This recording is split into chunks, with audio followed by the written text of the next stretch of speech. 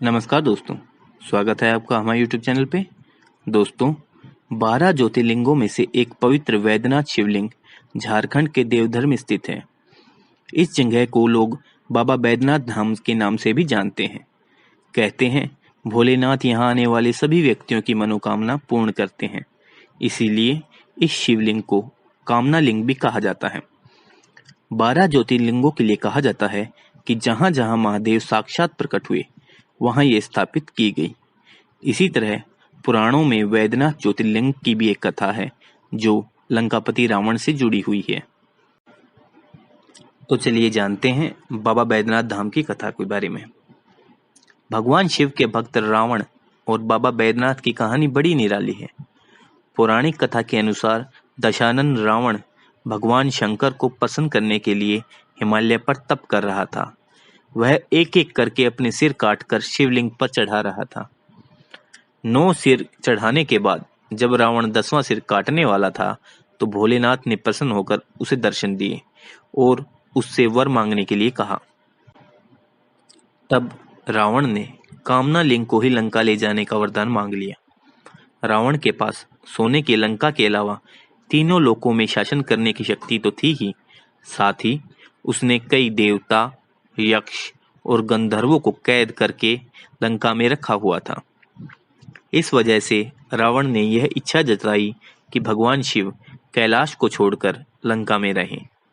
महादेव ने उसकी इस मनोकामना को पूर्ण तो किया, पर साथ ही एक शर्त भी रख दी। उन्होंने कहा कि अगर तुमने शिवलिंग के रास्ते में कहीं भी इसको कहीं रखा तो मैं फिर वहीं रह जाऊंगा और नहीं उठूंगा। रावण ने शर्त मान ली। इधर भगवान शिव की कैलाश छोड़ने की बात सुनते ही सभी देवता चिंतित हो गए। इस समस्या के समाधान के लिए सभी भगवान विष्णु के पास गए। तब श्री हरि ने लीला रची।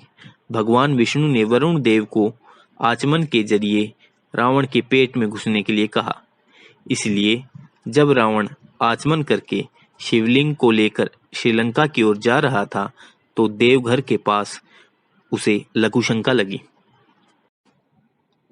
ऐसे में रावण एक ग्वाले को शिवलिंग देकर लघुशंका करने चला गया। कहते हैं उस बैजू नाम के ग्वाले के रूप में भगवान विष्णु थे। इस वजह से भी यह तीर्थ स्थान बैजनाथ धाम और रावणेश्वर धाम दोनों नामों से विख्यात है। इधर बैजू ने शिवलिंग धरती पर रख दिया तथा रावण के आने पर बहाना बनाया कि शिवलिंग काफी भारी था। रावण की लाख कोशिशों के बाद भी शिवलिंग उठा नहीं। तब उसे भी भगवान की यह लीला समझ में आ गई और वह क्रोधित शिवलिंग पर अपना अंगूठा गाड़ कर चला गया। उसके बाद ब्रह्मा, विष्णु आदि देवताओं ने आकर उस शिवलिंग की पूजा की। शिवजी के दर्शन होते ही सभी देवी देवताओं ने शिवलिंग की उसी स्थान पर स्थापना कर दी और शिव स्तुति करके वापस स्वर्ग को चले गए। तभी से महादेव कामना लिंग के रूप में देवघर में विराजते हैं। चक्र के पुराणों के अनुसार भगवान विष्णु के सुदर्शन चक्र के प्रहार से मां शक्ति के हृदय का भाग यहीं पर कटकर गिरा था। बैद्यनाथ दरबार माता शक्ति के 51 शक्तिपीठों में से एक है। कहते हैं शिव और शक्ति के इस मिलन स्थल पर ज्योतिर्लिंग की स्थापना स्वयं देवताओं ने की थी। बैद्यनाथ धाम के बारे में कहा जाता है कि यहाँ मांगी गई मनोकामना देर से ही सही लेकिन पूर्ण अवश्य होती है।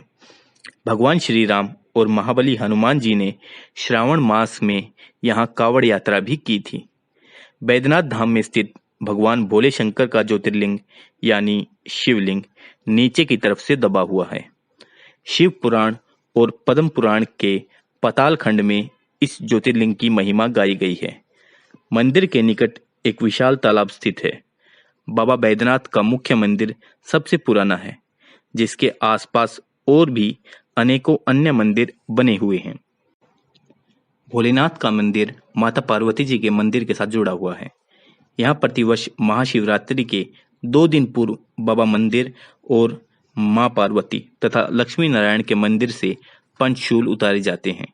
इस दौरान पंचशूल को स्पर्श करने के लिए भक्तों की भीड़ उमड़ जाती है।